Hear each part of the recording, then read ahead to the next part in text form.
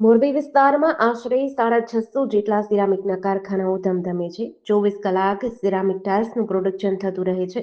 પરંતુ ઈરાન અને Israel America વચ્ચે જે યુદ્ધ થયું છે તેના લીધે મોરબીના સિરામિક ઉદ્યોગકારોને છેલ્લા લગભગ 15 દિવસથી નિયમિત રીતે પ્રોપેન ગેસ મળતો નથી અને નેચરલ ગેસ પણ માસિક વપરાશના જથ્થા સામે 80% આપવાની વાત હતી તે પણ મોટાભાગના ઉદ્યોગકારોને વપરાઈ ગયો છે, જેથી કેટલાક કારખાનાઓ બંધ થઈ ગયા છે અને આગામી દિવસોમાં બાકીના કારખાનાઓમાં બંધ થાય તેવી સંભાવના છે.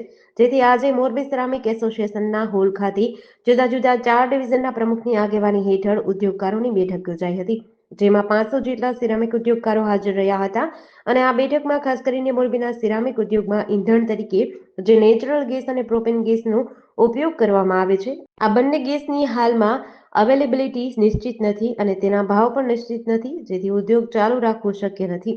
માટે મોરબીના સિરામિક ઉદ્યોગકારોએ સામૂહિક રીતે 25 દિવસ સુધી મોરબીના સિરામિક ઉદ્યોગને સદંતર બંધ રાખવાનો નિર્ણય લીધો છે અને ત્યારબાદ જ્યારે ગેસની સુવિધા પૂરતા પ્રમાણમાં થાય અને તેના ભાવ નિશ્ચિત થાય ત્યારબાદ સિરામિક પ્રોડક્ટના નવા ભાવ સાથે સિરામિકનું ઉત્પાદન શરૂ કરવામાં આવશે અને સિરામિક એસોસિએશનના પ્રમુખ મનોજભાઈ એરવાડિયાએ આ માહિતી આપી હતી.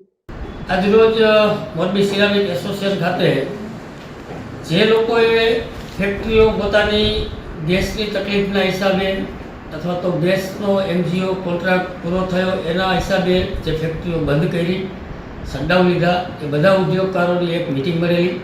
એ મિટિંગની અંદર સર્વાનુમતે અમે એવું નક્કી કરવામાં આવ્યું કે જેટલા પણ યુનિટ આપણે અત્યારે બંધ થયા છે એ બધાને 20 થી 25 દિવસનું આપણે સર્વાનુમતે વેકેશન જાહેર કરી અને આપણી મશીનરીના અને પ્લાન્ટના મેન્ટેનન્સ કરી લઈએ અને આવનારા જ્યારે સમયમાં ગેસની સપ્લાય અને ગેસના ભાવ જ્યારે સ્ટેબલ થાય ત્યારે બધા એકી સાથે ચાલુ કરશું, તો જેથી કરીને આપણે જે કાંઈ ગેસના ભાવ આવશે એના ઉપર આપણી કોસ્ટિંગનું કેલ્ક્યુલેશન કરી અને માર્કેટમાં નવા ભાવ સાથે ભાવ વધારા સાથે આપણે પ્રોડક્શન ચાલુ કરશું.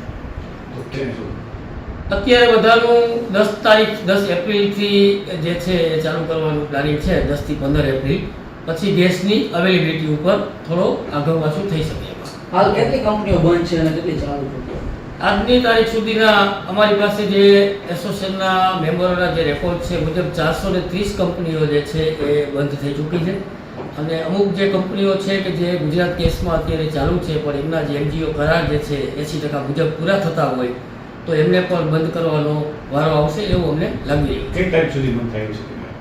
તો એ તો જાણવું રહ્યું કે કોઈને 5 દિવસ ચાલે, કોઈને 7 દિવસ ચાલે, કોઈને 28 તારીખ સુધી ચાલે, પણ જેમ જેમ ગેસનો વપરાશ એમનો પૂરો થતો જશે એમને એમ શટડાઉન આવશે એવું લાગે. યુદ્ધની પરિસ્થિતિ જોઈએ તો તમને લાગે છે 15 તારીખથી ગેસ પૂરતા પ્રમાણમાં તમને મળી જશે? હા, અત્યારે સરકારશ્રી તરફથી અમને ખાતરી આપવામાં આવી છે કે તમે અત્યારે અમને ગેસ જે છે એ ક્વોન્ટિટી અમે કહેશો તો તમારે જોઈએ એટલો ગેસ માર્કેટના જે કાંઈ ભાવ હશે એ ભાવ પ્રમાણે તમને આપવામાં આવશે એવી અમને સરકારશ્રી તરફથી પણ ખાતરી આપવામાં આવી છે અને એમને અમારે વધીને 1 અઠવાડિયાની અંદર અમારે આવતા મહિનામાં કેટલો ગેસ જોઈએ છે એનો અમારે એક ટેન્ટેટિવલી આંકડો આપવાનો રહેશે.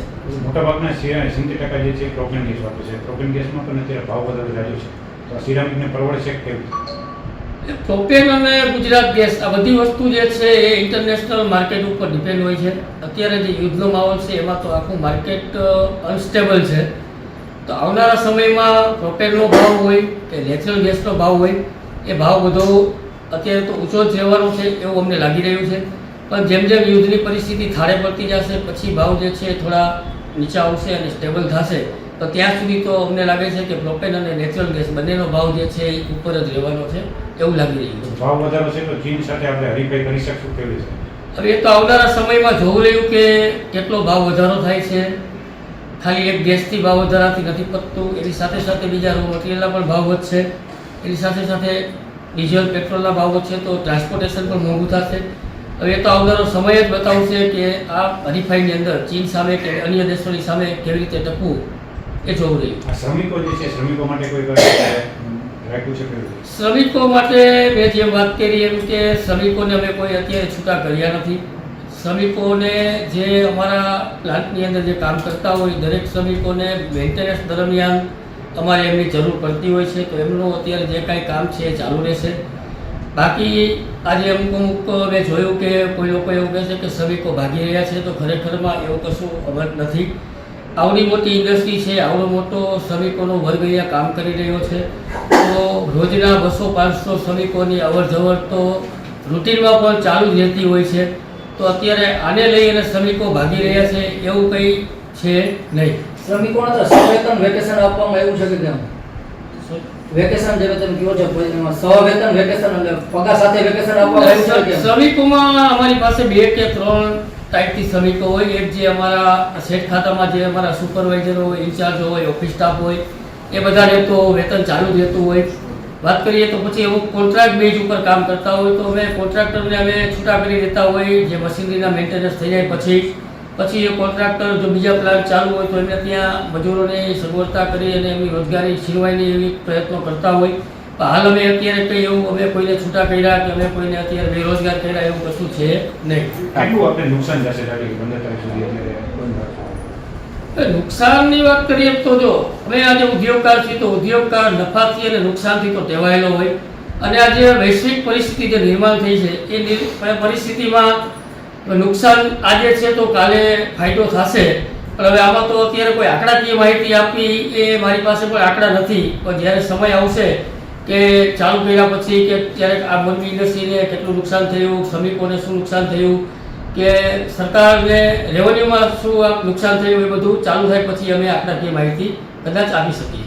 ગેસના વિકલ્પ તરીકે અન્ય કોઈ વિકલ્પ છે કે નહીં ગેસ સિવાય? હાલ આપણી પાસે ગેસમાં પ્રોપેન ગેસ અને નેચરલ ગેસ સિવાય બીજો કોઈ વિકલ્પ અત્યારે આપણી પાસે છે નહીં.